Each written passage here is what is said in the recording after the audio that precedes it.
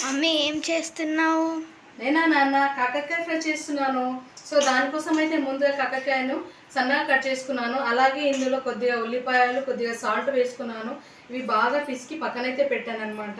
వీటిలోంచి water అనేది వస్తుంది. ఇక్కడ చూడండి, ఇదిగోండి ఇలా వాటర్ అయితే వస్తుంది. ఈ వాటర్ని అంతా తీసేసి మనం పక్కన నీట్గా శుభ్రంగా కడిగి పక్కన పెట్టుకోవాలన్నమాట. నెక్స్ట్ ప్రాసెస్ చూసేద్దాం. Hi, welcome to my channel. ఈరోజు నేను కాకరకాయ వేపుడు చేయాలనుకుంటున్నాను. సో దానికోసం అయితే కాకరకాయలు ఇలా సన్నగా కట్ చేశాను. అండ్ నెక్స్ట్ ఉల్లిపాయలు కూడా ఇలా ఇందులోనే కట్ చేసుకున్నాను. ఇందులో కొద్దిగా సాల్ట్ కూడా యాడ్ చేశాను అనమాట. అయితే ఈ సాల్ట్, ఈ ఉల్లిపాయలు వేయడం వల్ల ఇందులో చేదు అనేది తగ్గిపోతుంది. దీన్ని బాగా ఇలా పిసకాలన్నమాట. అంటే బాగా చిదమాలి. వీటిని ఇలా బాగా మనం చిదిమిన తర్వాత ఇందులోంచి వాటర్ అయితే బయటకు వస్తుంది. అప్పుడు ఇందులో చేదు అనేది కొంచెం బయటకు వెళ్ళిపోతుంది. మనకి ఇలాగే తిన్నట్లయితే తినబుద్ధి అవ్వదు. సో కర్రీ అంతా ఇంకా మనకి తినాలనిపించదు, వేస్ట్ అయిపోతుంది. కాబట్టి ఇలా కొంచెం చేదు తగ్గేలాగా మనమైతే ఇలాంటి టిప్స్ అయితే ఫాలో అయితే మంచిగా మనం కాకరకాయ అనేది తినొచ్చు. ఎందుకంటే మనము కాకరకాయ అనేది చాలా ఇంపార్టెంట్ కదా, మనం తింటే మంచిది, హెల్త్కి మంచిది.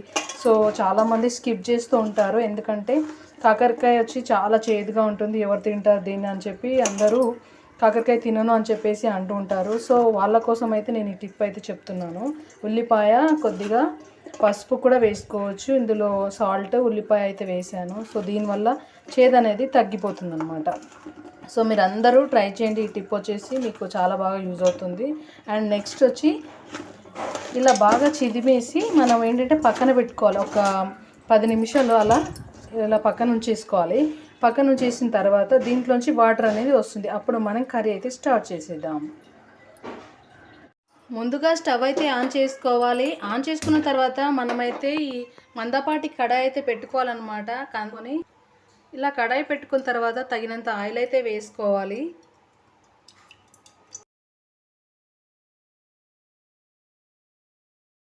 వచ్చాయి. సో వీటిని అయితే తీసేస్తున్నాను.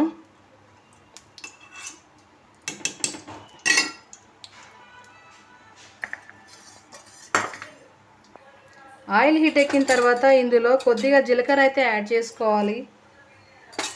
కొద్దిగా ఆవాలు కూడా యాడ్ చేసుకోవాలి. యాడ్ చేసుకున్న తర్వాత ఇందులో మినపప్పు కూడా యూజ్ చేయొచ్చు. బట్ నాకైతే ఇష్టం ఉండదు మినపప్పు. సో అందుకే నేనైతే స్కిప్ చేస్తున్నాను. అలాగే ఒక ఎండుమిర్చి కూడా యాడ్ చేస్తున్నాను.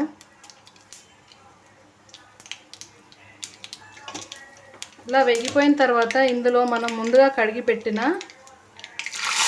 కాకరకాయ ముక్కలు అయితే వేసుకోవాలి.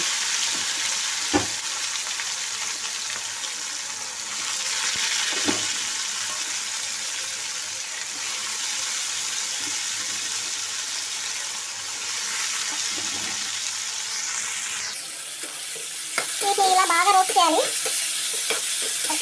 ఇది ఫ్రై కాబట్టి కొద్దిగా ఆయిల్ అయితే ఎక్కువ పడుతుంది.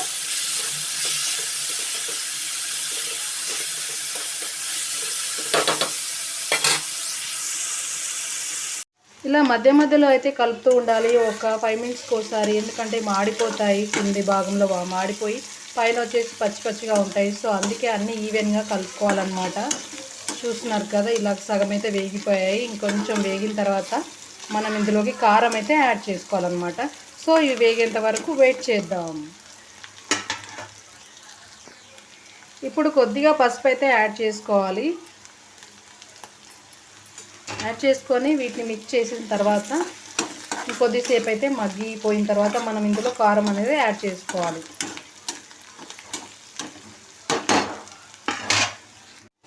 కాకరకాయ ఫ్రై ఆల్మోస్ట్ రెడీ అయిపోయినట్లే. ఇంకా కాకరకాయలు అయితే ఇవి ఫ్రై అయిపోయాయి. ఇందులో కొద్దిగా కారం అయితే యాడ్ చేసుకోవాలి. అండ్ నెక్స్ట్ ఇందులోనే కొద్దిగా సాల్ట్ కూడా యాడ్ చేసుకోవాలి.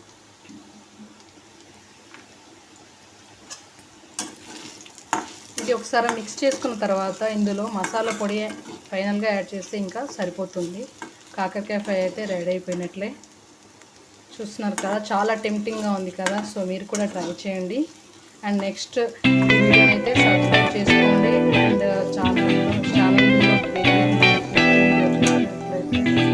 అలాగే ఇందులో కొద్దిగా గరం మసాలా పౌడర్ కూడా యాడ్ చేసుకుందాము. ఇందులో ధనియా పౌడర్ అండ్ ఇలాచీ, లవంగాలు ఇవన్నీ వేసి మిక్సీ పట్టిన పొడి అనమాట ఇది. ఇందులో ఇది వేసేసుకొని ఇంకా ఫైనల్గా బంద్ చేసుకోవడమే. కాకరకాయ ఫ్రై అయితే రెడీ అయిపోయింది. కాకరకాయ ఫ్రై అయితే రెడీ అయిపోయింది. చాలా టేస్ట్గా ఉంది. సో చూసారా, నేనైతే టేస్ట్ చేసి చూపిస్తాను మీకు ఎలా ఉందో. ఫస్ట్ టైం మా ఛానల్ చూసినట్లయితే సబ్స్క్రైబ్ చేసుకోండి అండ్ లైక్ చేయండి, షేర్ చేయండి. Thank you so much.